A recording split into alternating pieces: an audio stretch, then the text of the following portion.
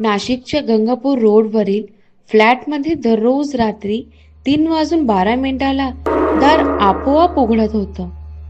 CCTV मध्ये जे कैद झालं ते भयानक होतं. ही घटना नाशिकच्या गंगापूर रोडवरील रामेश्वर नगर मधल्या एका 2 BHK फ्लॅटमध्ये घडली होती.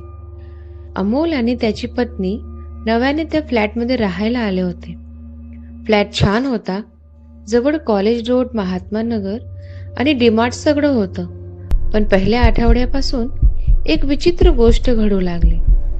दररोज रात्री बरोबर 3:12 हॉलचा मुख्य दार आपोआप उघडायचा. सुरुवातीला त्यांना वाटलं लॉकचा प्रॉब्लेम असेल, पण एका रात्री अमोलने मोबाईलचं सीसीटीव्ही हॉलमध्ये सेट करून ठेवलं. सकाळी रेकॉर्डिंग पाहताना त्यांच्या अंगावर काटा आला. दार हळूच उघडलं होतं, पण बाहेर कोणीच दिसत नव्हतं. फक्त दार उघडल्यानंतर कॅमेऱ्याच्या कोपऱ्यात जणू कोणीतरी हॉलमधून बेडरूमकडे चालत गेल्यासारखं सावली हलताना दिसली. अमोलने ते पत्नीला दाखवलं.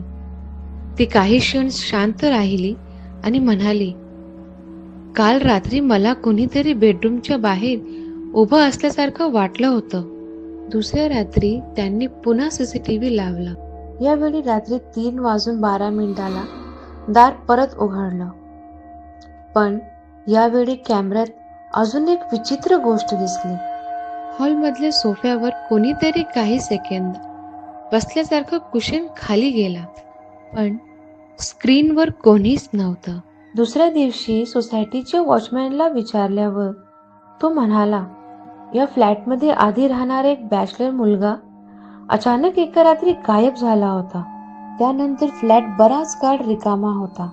अमोलने लगेच जुने सोसायटी रेकॉर्ड्स तपासले आणि त्याला समजलं की तो मुलगा शेवटचा 3:12 फ्लॅटमधून बाहेर जाताना दिसला होता. पण सर्वात भयानक गोष्ट जणू बाकी होती. पुढच्या रेकॉर्डिंग मध्ये 3:12 दार परत उघडल्यानंतर कॅमेऱ्याच्या रिफ्लेक्शन मध्ये बेडरूमच्या दाराजवळ एक माणूस उभा दिसत होता आणि तो अमोलचाच चेहरा होता.